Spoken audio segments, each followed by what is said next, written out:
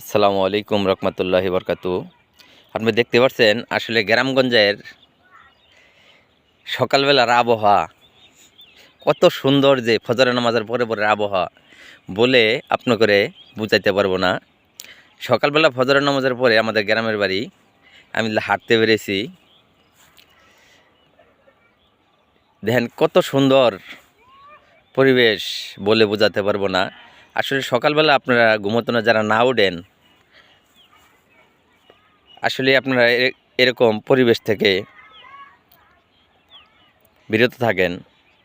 অবশ্যই সকালবেলা উঠে ফজরের নামাজ পড়ে অবশ্যই রাস্তাঘাটে হাঁটাহাঁটি করবেন। হাঁটাহাঁটি করার পরে সকালবেলার যে একটা আবহাওয়া শরীরে লাগলে কত সুন্দর যে লাগে সকালবেলা, মানে বলে বোঝাতে পারবো না।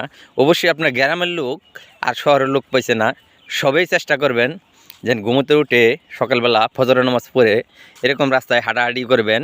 আর সকালবেলার যে ঠান্ডা আবহাওয়াটা শরীরে লাগলে যে কত ভালো লাগে বলে আসলে বোঝাতে পারবো না। আসলে সকালবেলা আসলে যারা যারা উঠে অনেক শহরের লোকেরা সকালবেলা হাঁটাহাঁটি করেন, ব্যায়াম করেন।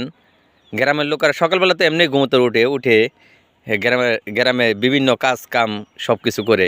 সকালবেলা আপনার আসলেই ঘুমোতে আসলে যারা না ওঠেন, অবশ্যই সকালবেলার অনুভবটা বুঝবেন না, জানবেন না।